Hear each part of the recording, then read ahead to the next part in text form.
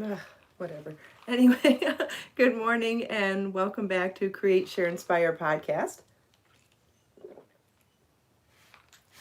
I'm Kristin Omdahl and we're here live in Southwest Florida in my studio this morning. If you are joining me live, please say hello. Let me know if you're crafting already this morning. Let me know if you worked on anything fun yesterday. Let me know if you have questions for me. Whatever, we're live. Let's do it. If you are not watching the recorded, if you're watching the recorded version, that's fine too. I know a lot of you do. And just feel welcome to leave comments there as well. Hi, Thea and Val, Judy, Diane, Joe, Lily, Kat, and Judy. Good morning. Happy Tuesday. Is it Tuesday? Yeah, it's Tuesday. Hi, Brenda and Rita, Donna, Barbara, Christine.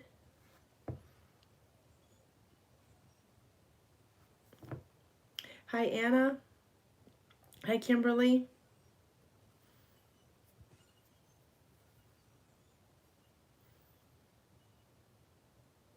Welcome back to Create, Share, Inspire podcast, everyone. I'm Kristin Omdahl, and we're live in Southwest Florida in my studio.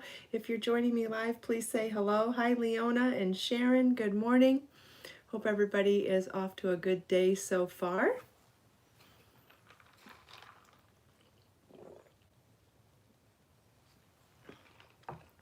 I am wearing a crochet project, and I cannot remember what the name of it is right now. But it is a sleeve, oh, the demi sleeves. I'm wearing the demi sleeves on one of my Amazon dresses.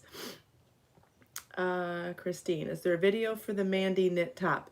There is a video for the stitch pattern that you use in the yoke, and that is, I combined the video for the Mandy knit top with the Gemma knit cowl, and you can find a video on that stitch pattern in the round here on my YouTube channel.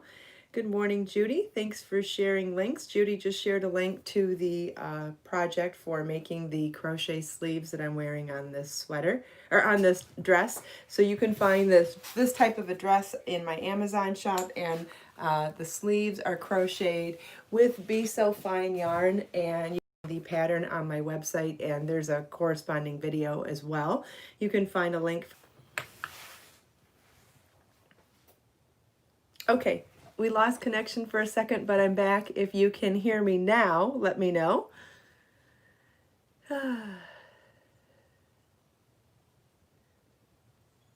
Kimberly says I'm back. Judy says I'm back.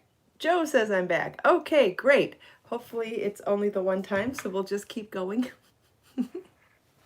Yes, good morning, Judy. And I missed some names too. Hi, Trina. Good morning.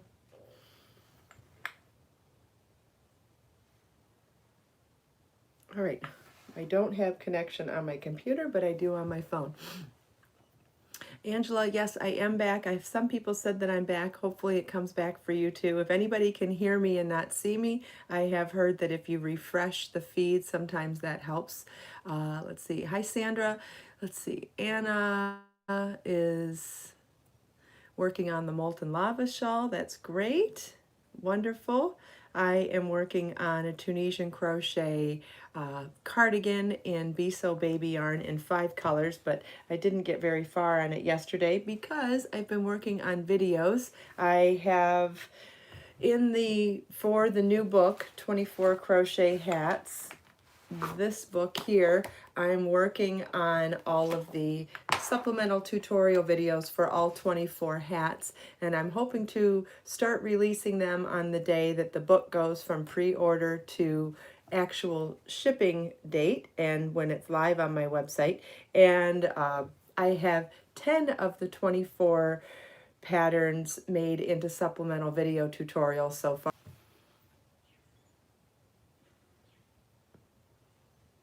Okay, I think we're back. Yep, I'm back again. So we'll see how long this lasts. But anyway, thanks for being here and thanks for your patience. Obviously, there's nothing I can do about it. It's whether it's the internet or YouTube, who knows? Who knows? But that's just the way it goes. Things come and go. Yep, it just happens from time to time. Carrie, oh, hi, Gus. Good morning. Thanks, Carrie. Hi, Gus. I love giving shout outs to little kids and pets. You know that. Geraldine's working on a Tunisian lace scarf. That's awesome. I'm working on Tunisian also.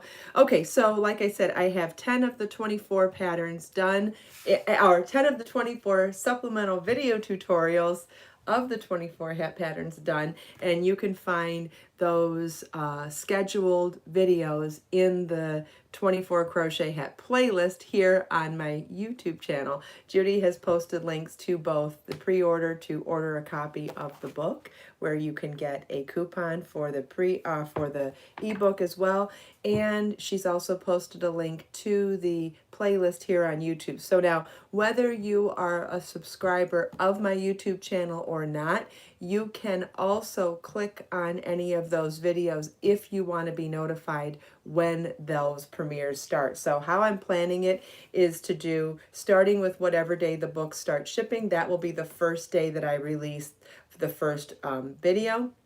And then every day for the next 24 days, I'll release a new set of videos. So like, for example, if the hat pattern only required one supplemental tutorial video, there'll only be one video released on that day as a premiere. There'll also be an hour later a left-hand version that will just, it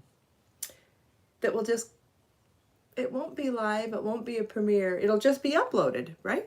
I guess? What's the word for it? I don't remember the word for it. Anyway, the left-hand version will release an hour later after the live premiere of the right-hand version. And then, so each day that will happen. And they're scheduled to be live premieres at 10 a.m. every day, which will be shortly after the podcast ends. And any of the hats that required more than one video, for example, let's see, which ones required more than one video? The Flora hat required 3 videos. The Jamie hat so far has required 2 videos. So for any of those, just like with any other project where I live premiere a set of videos for a project, I'll release those every half hour as live premieres on whatever day that hat is getting videos. So like, when the Flora hat comes out, the first video will be at 10:30. The second one will be at maybe 10:45, 11 o'clock, something like that. It depends on how long the videos are. If they're under 15 minutes, I have 15-minute increments with YouTube, and if they're longer than 15 minutes, then I do them in 30-minute increments. But anyway, you can see all of that information in that playlist, and if any of them or all of them appeal to you, you can actually get notified specifically for those videos as well, which is cool. And if you're interested in the left-hand videos and they're not going to live premiere, you can get notifications on those as well. So, or all of them. And I'm guessing that if you've already signed up for notifications on my channel as a whole, you'll also get notified of those. But if you're not, and you want the videos specifically, you want notifications specifically for the videos, you can.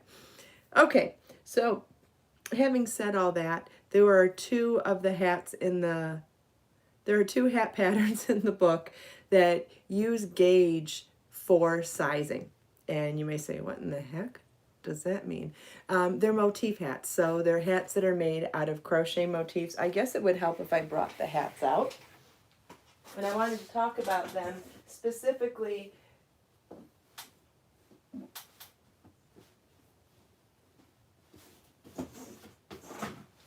with regards to sizing.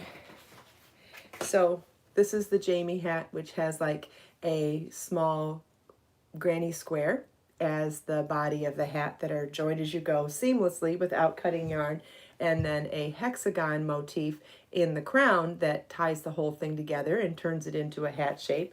And then in the Flora hat, these are square motifs also, and then I use triangle motifs at the top so that the points of the triangles come together as like a starburst shape at the top to create the crown here. And to do sizing on hats like this, you know, you can't really get great sizes great size increments in a hat that requires a motif. And this goes into designing for clothing as well. If you're making a top and the motif is 2 or 3 inches, it's really easy to get increments of bust measurements in 2 or 3 inches, right? But when you go into larger motifs, let's say you're doing an 8-inch motif, that means if you add extra motifs in your project, you end up having to make the size increments in 8-inch increments, and that's too big for garments, let alone for hats. How could you do a hat with 8-inch increments? Even if you're doing a hat with a 4-inch increment, that's still a lot, right? It can be done, and you can even, and what the reason why I'm bringing this up today is not only can you get different sizes with different size crochet hooks for the motifs, but let's say you want a size in between the sizes that I've listed. You could also adjust with your crochet hook to get an in-between size. Let's say I have the sizes as 16 inches, 20, and 24. Let's say you want a 22-inch hat and the size isn't shown for 22. You could adjust with your hook to get somewhere in between those two and still find even more customization for different sizes. So what do I mean by all that? Good question. Let's see, do I have my board? I know I have the board. I know I saw it recently. Remember that board that we had and then we lost and then we had again? I'm pretty sure I saw it down here. Of course, I moved stuff around, so, well, whenever I find it, I'm going to have to pull it out. Oh, there it is. Okay, we will not be putting it back in a bin next time because that is very inconvenient. I'm going to start with this board. If we need the big board, I will bring it over. Let's see. Let me make sure I haven't missed any questions.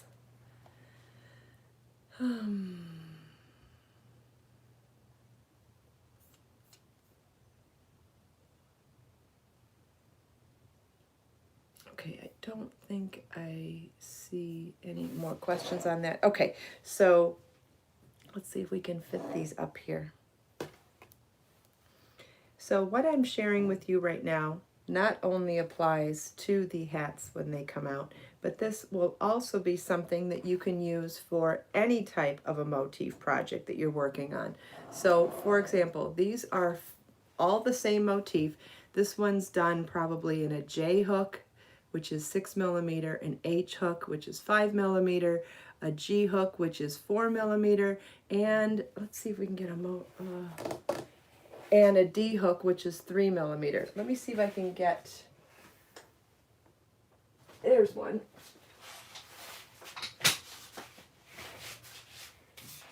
Something is stuck in one of the wheels in my chair. I haven't been able to get it to roll around nicely lately.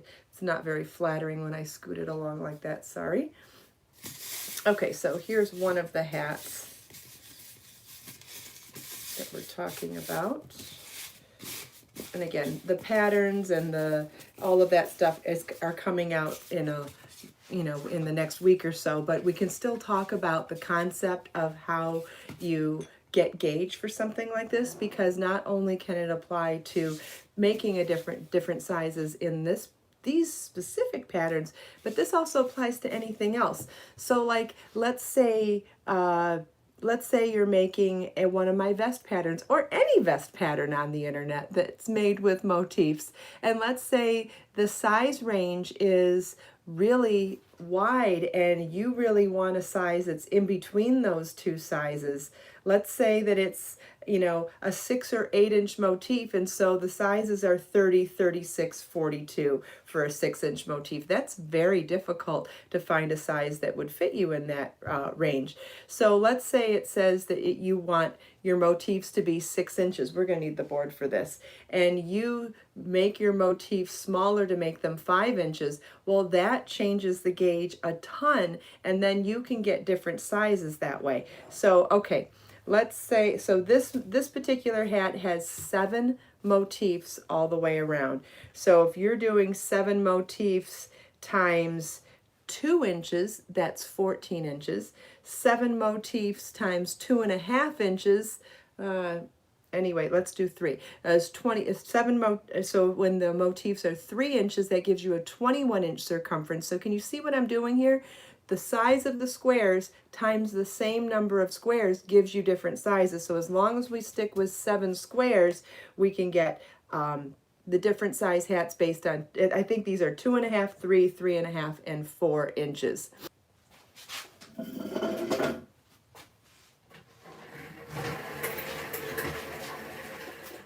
Okay. Move that to that side. Definitely coming back to this one. I'm gonna need to find another sheet too. I'm almost out of sheets. Okay, so in this particular hat here, we're talking about 7 motifs. Let's see.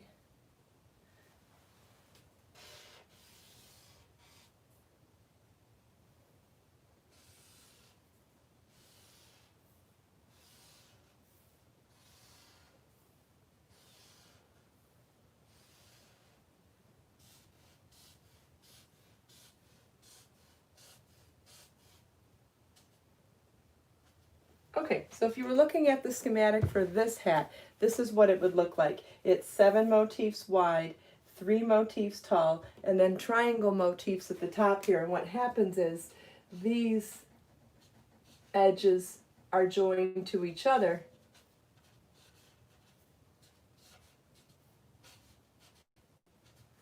And then this side is joined to that side, and this whole side here is joined to this side, and that's what gives you the hat. So, but when you're thinking about sizing, this is always going to be 7 motifs wide or 7 motifs in circumference, right? So 7 motifs times 2 inches.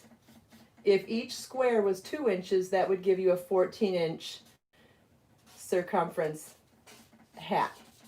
Does everybody know what circumference means? Circumference means the measurement around a circle. Okay, so let's say that the motifs are 2.5 inches, which is what this one is here. So that's 14, 17.5. And then let's say your motifs are 3 inches. You're getting a 21-inch circumference, and let's say they're 3.5. 21, 23.5, and then 7 times 4. I might have got a 21, that's 24.5. Okay, so you can see that by just adjusting the size of your motif, you can get a ton of different sizes, and this is only going by 1/2-inch increments. What if you really wanted a hat that's in between one of those sizes? What if you really wanted something that's closer to 20 inches or closer to 22 inches? You could adjust the gauge of your motif even more. So let's say that we used the 6mm, 5mm, 4mm, and 3mm hooks here. The reason I did the hooks so far apart like that is so that technically you could really go even in between those and do a 4.5, a 3.5, a 5.5, any of those in between sizes, and you could get even more sizes out of this then. So what you'll do, so what does that mean? What would you actually be doing with these? So you would make your squares. You would even though this is a project where you don't fasten off in between motifs to get gauge, you need to. So you would make a motif, get it wet, wash it, let it dry, and measure it after it's been washed and dried. And that measurement is your square measurement. That's your block measurement, so that anytime you wash the hat, or whoever you're giving the hat to, anytime they wash it, it would still maintain that original size that you wanted it to have. When you're just crocheting, your yarn does not show its proper gauge. How fibers react to water shows you what your actual gauge is. So let's say that you just pick a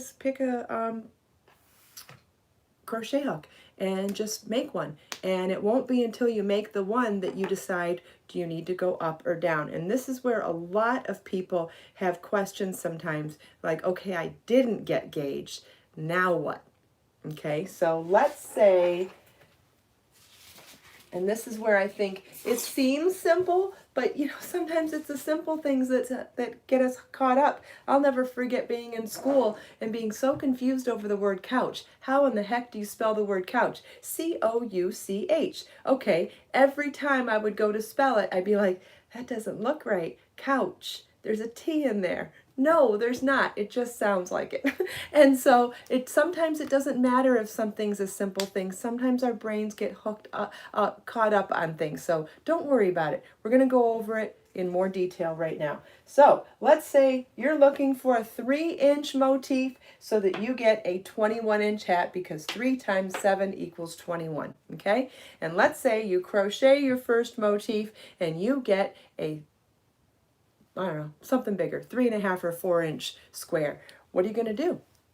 Do you go up in crochet hook size, or you go down in crochet hook size? If you want the square to be smaller, to measure smaller, you go down in crochet hook size. And I know it seems simple, but it's something that's easy to get caught up on sometimes. So let's say your square turns out this big and you really want it this big. You would use a smaller hook to get a smaller square. Let's say your first motif is this big and you want it to be bigger. If your motif is smaller than you want it to be, you would use a bigger hook to make a bigger motif. Does anybody have any questions?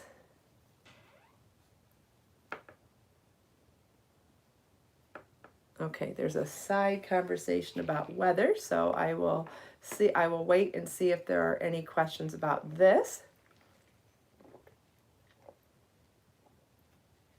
Because I really want to make sure everybody understands where we're at so far. Can I teach you math, Thea? Well, I'd like to think that I do teach math, but everybody has their strengths and their weaknesses. Well, it's okay if math isn't your strength, Joe and Thea and anybody else who feels that way. That's the good news when a pattern is already written and sized. You don't have to do the math, so that's the good news. But even this is just a little bit of math, what we're going over this morning. It's just really conceptual stuff. So if you're not getting the right gauge with whatever size hook you're using, you just want to go up or down to get the right gauge. And what happens is sometimes people get caught up on that conceptual, yeah, if you want a smaller square, you use a smaller hook. Now, when you talk about gauge and measurements, sometimes that makes it a little more confusing. So, smaller hook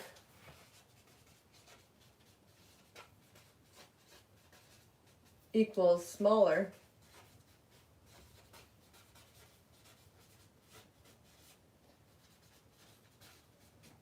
hook equals smaller measurement equals 2.5. Let's say we're getting a 2-inch and you want something bigger. You'd use a larger hook equals larger.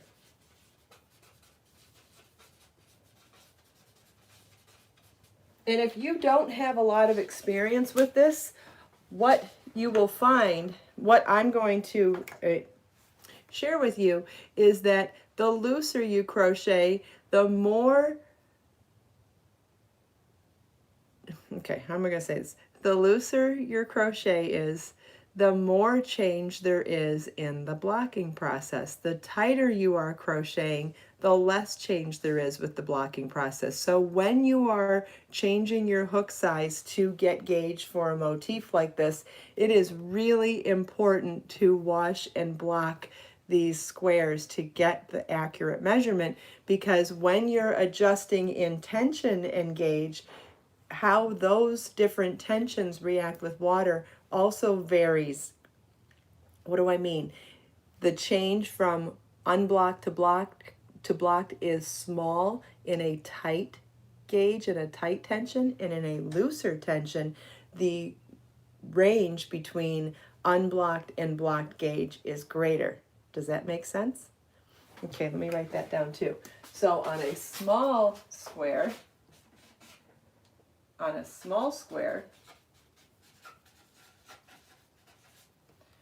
the gauge between blocked and unblocked is closer. Tight square. And in a loose square, the gauge, it's wider range.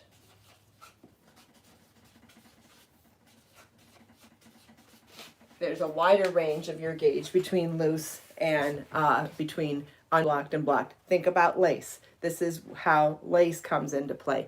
Think about when you're crocheting or knitting something that is rather tight, like let's say you're making gloves or a tight or a bag or something where you want a tighter gauge where you want, or tighter stitches where you don't want any holes in it, right? When you're doing something like that, you'll notice that the blocked to unblocked gauge is closer than when you're doing lace, when you're using larger hooks or larger needles for the yarn. And it is intentional so that when you apply water to it, it blossoms, right? And you get that negative space. So the tighter or looser the gauge is on a project also affects how much change there is in gauge, just like the fiber content does.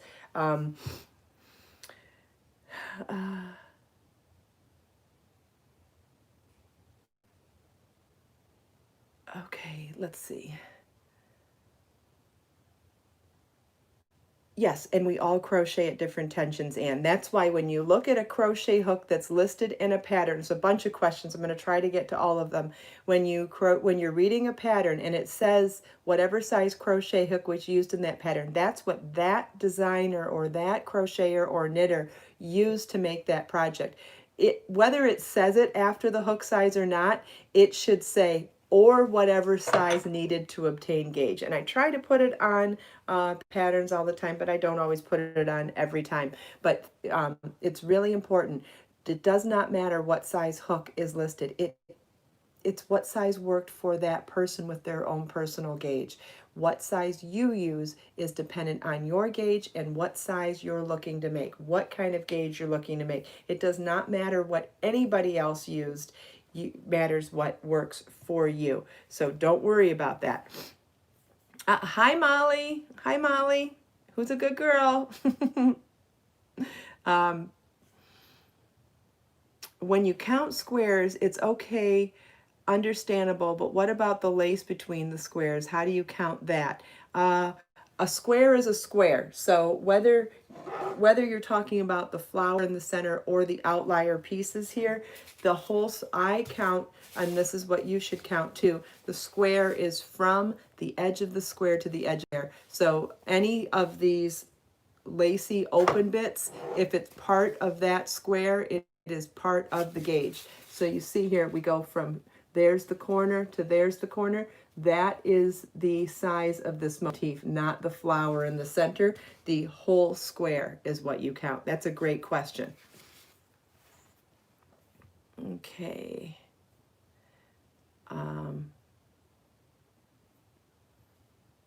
Okay, who else has questions? These are great questions. All right, I'm getting comments that you're just understanding. Well, that's good too. That's also very good.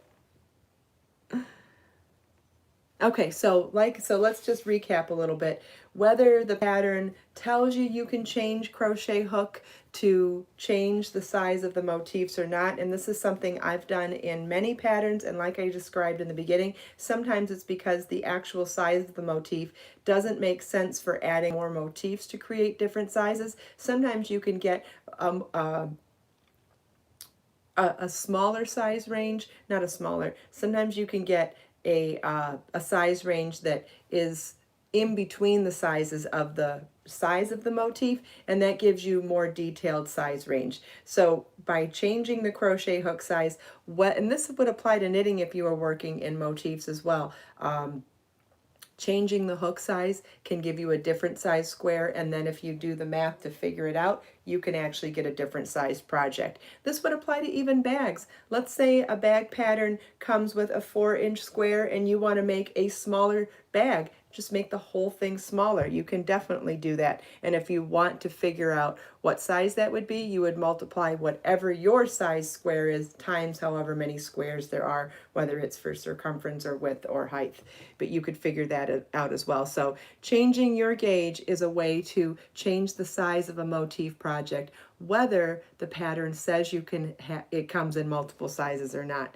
And hopefully this sounded a little easier to some than it did beforehand. And even if the pattern does come in multiple sizes, I hope that what I showed here today shows you how you go about figuring out which motif and which gauge to use for whichever size. So like for example, with these hats in my new book, 24 crochet hats, these sizes are written out and explained in great detail in the book, but just as a simple little add-on, a little supplemental tutorial here this morning, I wanted to go over how you go about figuring out which size. Well, it tells you which size you need, how you go about actually getting that size square. So you start with any hook and whichever yarn you're using, and then if that square turns out too big, go down in crochet hook size to get the size you want, and if the square turns out too small, go up in crochet hook size to get the size square you want. I hope this helped. If you have any other questions, please feel always welcome to leave them in the comments. And if you decide later on today, aha, I have a question now, always come back and leave your questions in the comments, because I get notified from those comments throughout the day, and I'm more than happy to help if I can. If it's a quick question that I can answer on the fly, I do. And if it requires a lot more detailed information like this, I just save those questions for future podcasts, and that's really fun too, because I find that we are so much more alike than we are different. And for any single person that has a question, there are lots of other people that have the same question. So it ends up working well for all of us. Thanks so much for taking time out of your busy day to spend a few minutes here with me. I hope you enjoyed the show and tell, our little classroom setting here. I always love doing these. It's so much fun. Hope you enjoyed chatting with me and everyone else. Thank you all so much for the awesome questions. They always make the show so much more interesting. Let us make time to create, share, and inspire today and every day. Have a wonderful day, everybody, and I'll see you tomorrow. Same time, same place.